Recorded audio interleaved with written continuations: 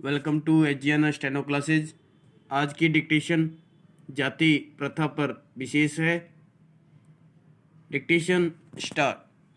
कहा जाता है जाति न पूछो साधु की, पूछ लीजिए ज्ञान। कहने का तात्पर्य यह है कि प्रत्येक व्यक्ति की पहचान उसके ज्ञान से होनी चाहिए, किसी अन्य आधार पर नहीं। किंतु जाति आधारित व्यवस्था ने एक व्यक्ति को दूसरे व्यक्ति से भिन्न बना दिया है।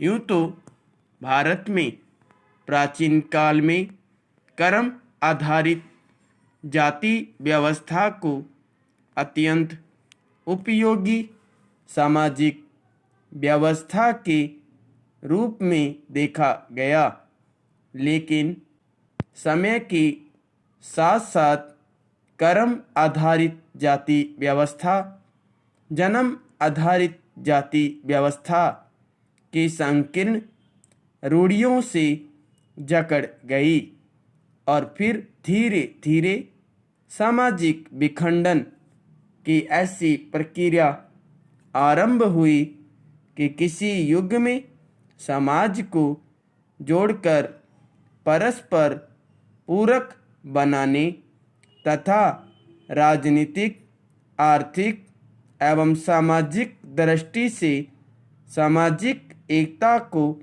सुदृढ़ बनाए रखने की जो व्यवस्था की गई थी, वही समय बीतने के साथ अनुपयोगी सिद्ध होने लगी। पर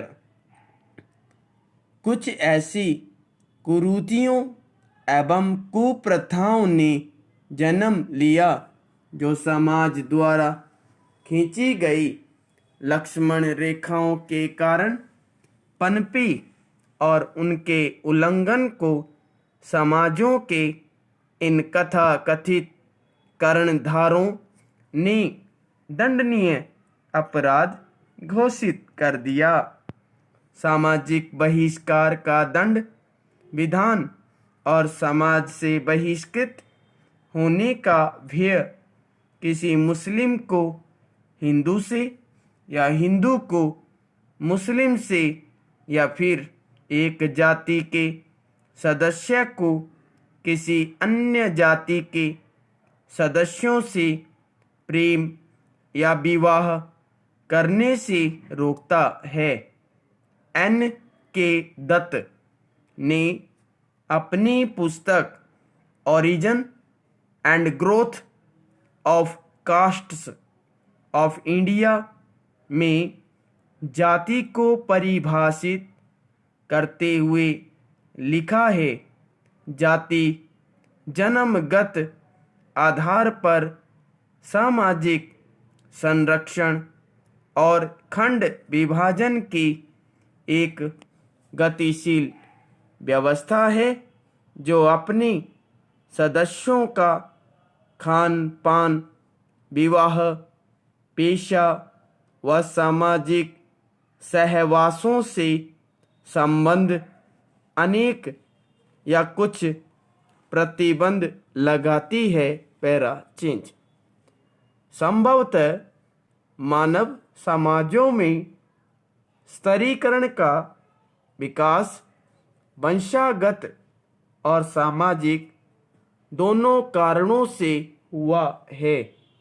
वंशागत स्तरीकरण जातिगत स्तरीकरण है, जबकि सामाजिक स्तरीकरण गैर जातिगत स्तरीकरण विराम।